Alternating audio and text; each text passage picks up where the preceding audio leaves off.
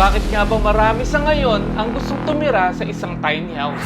Ano nga ba ang mga benepisyo na maaari nating makuha at ng kalikasan sa isang tiny house? Sa panahon kasi natin ngayon, unti-unti nang tumataas ang carbon footprint na nanggagaling sa mga kabahayan, na isa sa dahilan kung bakit nagkakaroon tayo ngayon ng global warming. Ang mga kabahayan kasi ay may importanteng ginagampanan upang makamit natin ang 2030 na carbon reduction targets na sinet out ng maraming bansa sa mundo. Pero maraming alternatibong paraan upang mabawasan ang carbon footprint ng ating mga kabahayan, gaya na lamang ng earthships, modular homes, at passive houses. Pero ang mga alternatibong ito ay hindi pa affordable sa ngayon.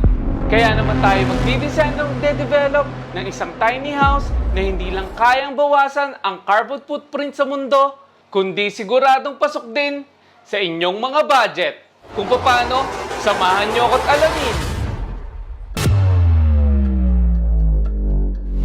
Sa videong ito, susubukan natin mag-design ng isang tiny house na maaaring maging sagot upang mapababa ang carbon footprint at posibleng maging sagot sa ating problema sa global warming. Aking ding ipapakita kung magkakano aabutin ang pagpapatayo ng ganitong klase ng bahay. Pero bago tayo magsimula, atin munang aalamin kung ano nga ba ang ating dapat isaalang-alang upang mabawasan ang carbon footprint ng ating dinidesign na bahay.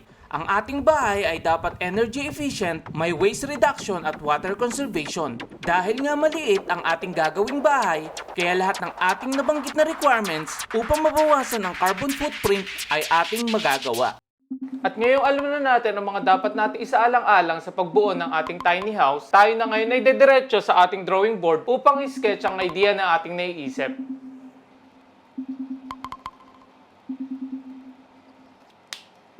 At ang konsepto na ating naiisip para sa ating tiny house ay origami. Sa mga hindi nakakaalam, ang origami ay isang Japanese art of paper folding. Sa kasalukuyang panahon, ang salitang origami ay kadalasang ginagamit bilang isang inclusive term for all folding practices, regardless kung ano man ang pinagmulang kultura nito. Ang layunin ng origami ay i-transform ang isang flat square na papel sa isang finished sculpture sa pamamagitan ng folding sculpting techniques. At nagsimula na nga ako mag-sketch ng plano para sa ating ginagawang tiny house. Mahalaga ito upang mapag-aralan natin mabuti ang circulation ng dinidesign nating bahay. So ayun, bago tayo magpatuloy, papaliwanag ko muna sa inyo yung ating ginawang sketch.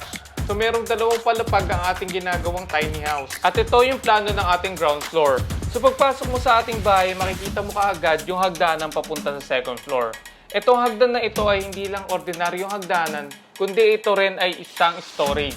Dahil alam naman natin sa mga maliliit na bahay ay kailangan natin ng maraming storage. At dito naman sa area na to, ito ang ating living area. Itong ating living area ay naka-step down para magkaroon tayo ng enough headroom kasi meron tayong bedroom sa taas ng ating living area. At meron din tayong TV area dito sa part na to. At kung makikita nyo ay meron tayong provide na sliding door para magkaroon sila ng access dito sa balcony. Dadako naman tayo sa area na to. Itong area na to ay ang ating kitchen area. Ang ating kitchen area ay directly accessible sa dining area para pag nagluluto ka ay madali mo na lang iserve yung mga pagkain na piniprepare mo para sa iyong pamilya. So dadako naman tayo sa area na to. Itong area na to ay ang ating toilet and bath. Ito ang ating shower area, lavatory, at water closet. Ginawa kong linear ang configuration ng shower, lavatory, at water closet para mas mapadali ang plumbing installation. So dadako naman tayo sa second floor ng ating ginagawang bahay. Pag akyat mo sa hagdanan, ay makikita mo kaagad yung ating maliit na office area. Ang ating office area ay meron lang enough space para sa ating work desk. At nag-provide din tayo ng dalawang office chairs. At kung mapapansin nyo, yung area na to ay open below. Ginawa natin ganon para magmukhang maluwag yung area sa baba. At itong part naman na to ay ang ating master bedroom. Ang ating master bedroom ay may king size bed at may dalawang side table. Ito ay open lang rin at wala siyang partition upang magkaroon ng unobstructed view sa labas. At itong part naman na to ay ating second bedroom. Room na ito ay accessible using a ladder kasi nga hindi na kayang mamit ng hagdan ang level ng area na to. Ang bedroom na to ay may single bed lamang, study table, at meron ding view sa labas. At ang itsura ng fasad ng ating bahay ay ganito. Gagamitin natin ang konsepto ng origami upang gawing foldable ang ating tiny house. Ganitong paraan ay madali itong itatayo at hindi na kayo kailangan ng mahabang panahon sa pagbuo nito. Kung makikita nyo, ganito ang gusto kong mangyari sa ating tiny house. Dadalhin ito sa site na nakatiklop at i-unfold lamang to ng ganito at wala. At may instant bahay ka na. At ngayon meron na tayong matibay na konsepto para sa ating tiny house. Tayo na ngayon ay dediretso sa ating computer upang simulan ang pagde-develop ng disenyo ng ating naisip.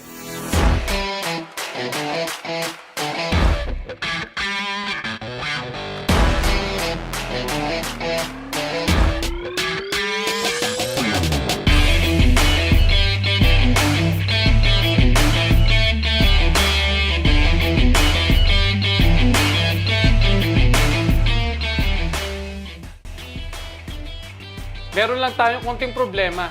Dahil nga na-fold yung ating dinidesign na bahay, ang challenge natin ngayon ay kung ano yung gagamitin nating folding mechanism para mag-work yung ating ideyang naiisip.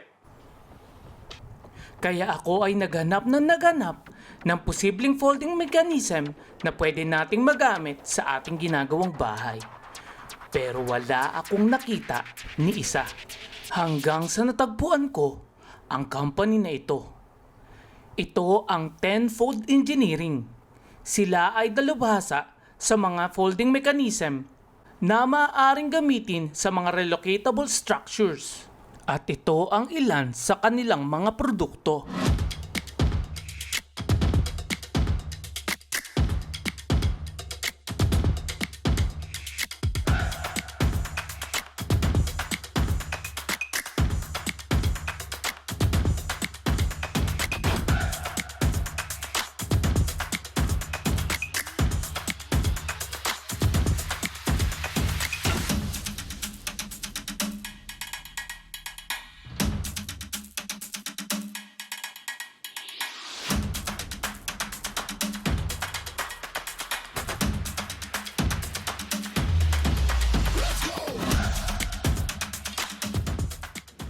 At ngayong okay na ang lahat, so let's move on!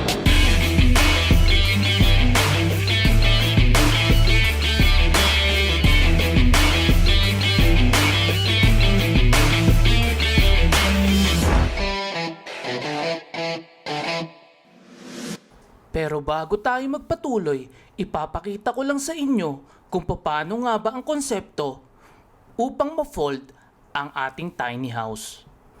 At ganito ang folding sequence na naisip ko.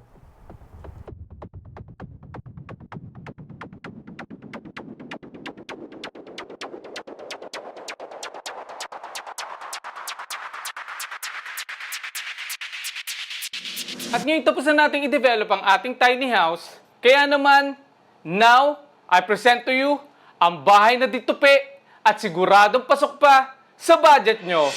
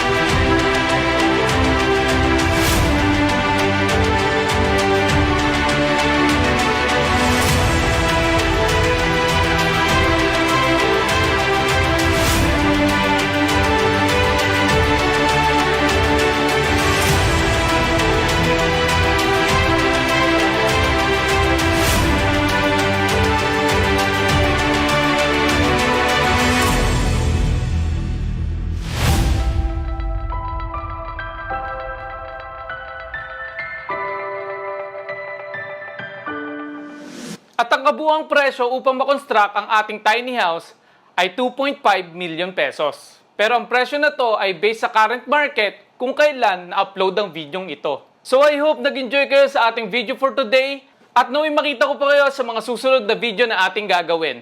At kung meron kayong gusto na pwede natin gawin, just comment down below at gagawin natin yan. So as always, see you on my next video.